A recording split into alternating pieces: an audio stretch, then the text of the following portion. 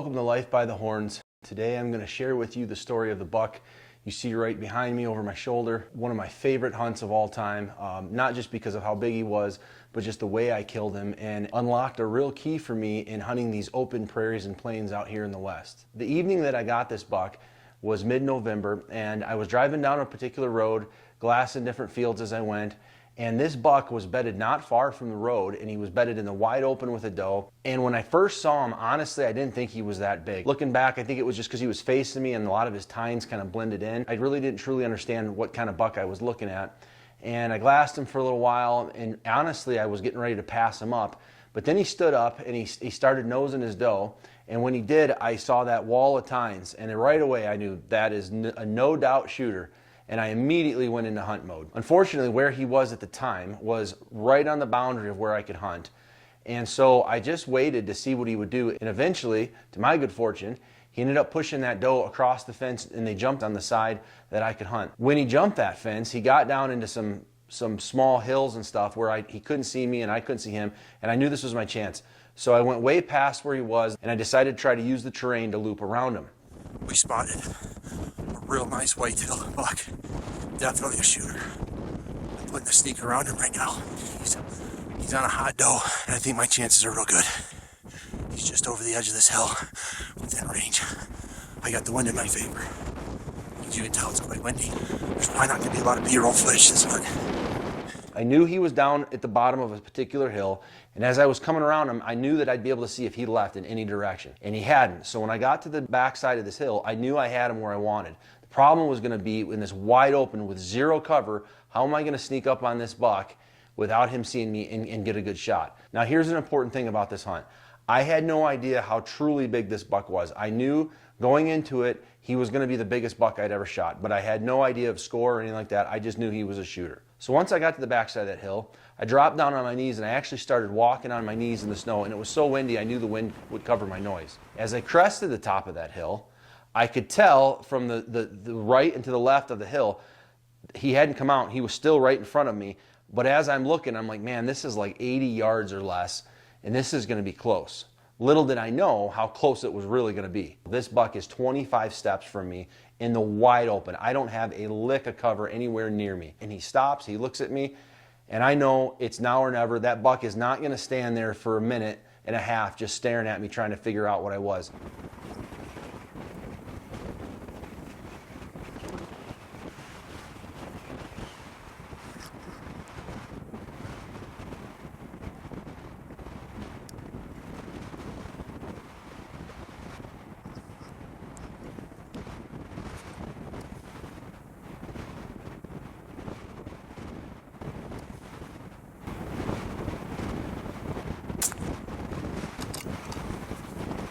Got him.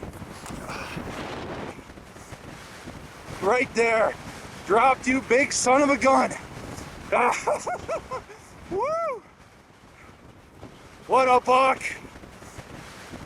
Oh, what a buck. What a whitetail.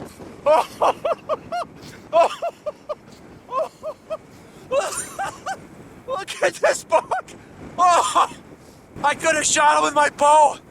What a giant buck. I don't know if I got it on video. He was coming up the hill and I could see his neck up, and I thought he's gonna bust. And I just let him have it straight on in the neck. 22-250, baby, giant. That is the biggest buck of my life right there.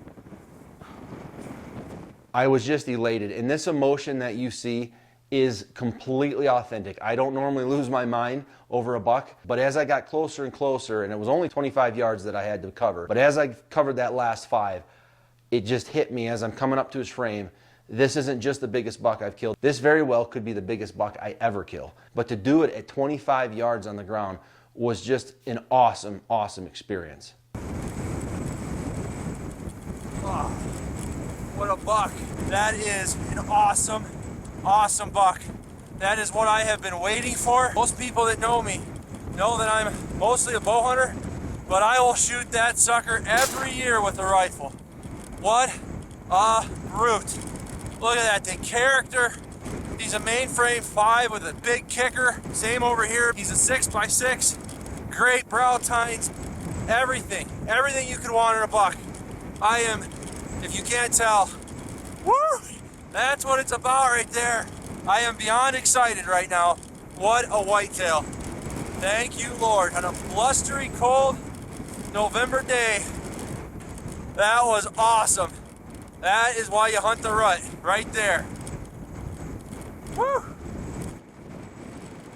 As you can tell from the video, I was very excited. To this day, it gets me excited just thinking about that hunt and talking about it. But there's a few key takeaways from this hunt that I want to share with you that really helped me kind of understand hunting these open, wide open prairies and spaces where you don't have any cover and maybe you have just a little bit of terrain like I did with this buck. These deer are not used to being stalked like that. They are kind of like an antelope where they can see so far. Very few people, if any, that I know of are crawling up on these deer to within close to bow range. But here's one thing I can tell you. A lot of times what these bucks will do is they'll run and get with what they feel is a comfortable distance. It may be a half a mile, it may be a mile. But once they've gotten out of sight, they feel completely comfortable. They feel confident. They think they're golden. Kind of like a big Midwest whitetail buck that runs deep into the swamp. Once these bucks get in a wide open field, they think they've got everybody beat. But here's the thing. If you can find any type of terrain feature and start making a sneak, get down on your knees, and I've belly crawled at times, very often you can get within their red zone and they'll never detect you because they're mostly relying on their eyes. You have to have the wind in your favor, but if you have the wind in your favor and you can keep a low profile, a lot of times they don't even know what you are because they're not used to people doing this.